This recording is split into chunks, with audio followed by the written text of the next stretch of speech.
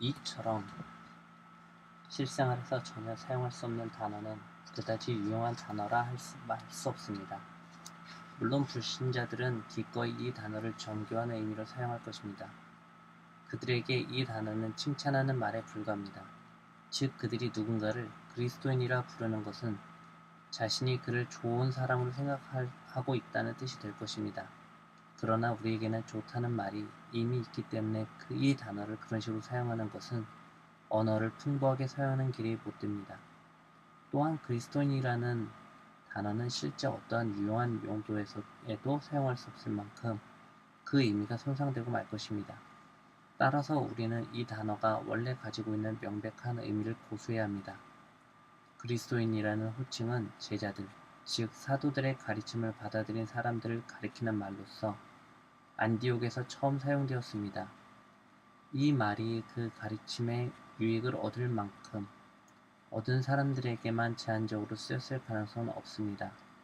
또한 정교하고 정신적이며 내면적인 의미에서 그다지 만족스럽지 못한 제자들보다 훨씬 더 그리스도의 영에 가까운 사람들에게까지 확장되어 쓰였을 가능성도 없습니다. 이것은 신학적인 문제도 도덕적인 문제도 아닙니다. 단지 보편적인 이해가 가능한 방식으로 단어를 사용해야 하는 문제일 뿐입니다.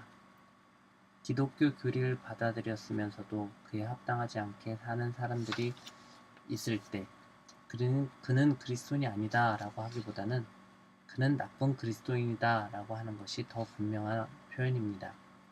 이 책이 제시하는 순전한 기독교로 기존 교파들의 신조를 대체할 수 없는 것처럼 이미 조합교회나 그리스 정교회나 그 밖의 교파 대신 이것을 채택해도 되는 것처럼 생각하는 독자가 아무도 없기를 바랍니다. 제가 말하는 순전한 기독교는 여러 방으로 통하는 문들이 있는 현관마루에 더 가깝습니다. 누군가를 이 마루로 인도할 수 있다면 제 할 일은 다 한 것입니다. 그러나 불과 의자와 음식이 마련되어 있는 곳은 방 안이지 현관마루가 아닙니다. 현관마루는 기다리는 장소이자 여러 문을 열어볼 수 있는 장소일 뿐입니다. 계속 머물며 살 곳은 못 됩니다. 머물며 살려면 아무리 최악의 여건이라도 그 정도가 아무리 심하더라도 방이 현관마루보다 낫다는 것이 제 생각입니다. 상당히 오랜 시간 현관마루에서 기다려야 한다고 생각하는 사람이 있는가 하면 어떤 문을 두드려야 할지 거의 즉시 알아채는 사람들도 있다는 것이 사실입니다. 왜 이런 차이가 생기는지 모르겠지만 하나님께서 그 기다림이 유익하다고 생각지 않으시는 한 오래 기다리게 하실 리가 없다고 믿습니다. 자신의 방에 들어가고 나서 돌이켜보면 그렇게 오래 기다렸기 때문에 그만큼 기다리지 않았더라면 얻지 못했을 유익을 얻었다는 사실을 깨닫게 될 것입니다. 그러나 여러분은 현관마루에서 기다릴 생각을 해야지 아예 천막을 치고 야영할 생각을 해서는 안 됩니다. 여러분은 빛을 비추어 달라고 계속 기도해야 합니다. 그리고 현관마루에 있을 때부터 그 집 전체에 공동적으로 해당되는 규칙들을 지키기 위해 노력해야 합니다. 무엇보다 여러분이 해야 할 일은 어떤 문이 참된 문인지를 묻는 것입니다. 페인트 칠이나 환자가 가장 마음에 드는 문을 찾아서는 안 됩니다.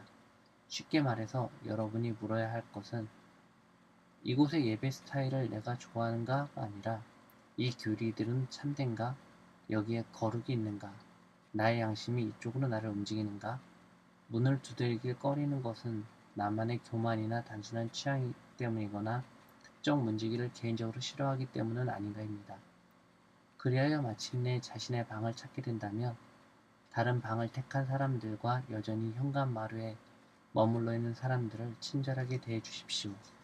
만약 그들이 잘못하고 있는 것이라면 여러분의 기도가 더욱더 필요합니다. 또 만약 그들이 여러분의 원수라면 여러분에게는 그들을 위해 기도해야 할 의무가 있습니다. 이것이 그 집 전체에 공동적으로 해당되는 규칙들 가운데 하나입니다.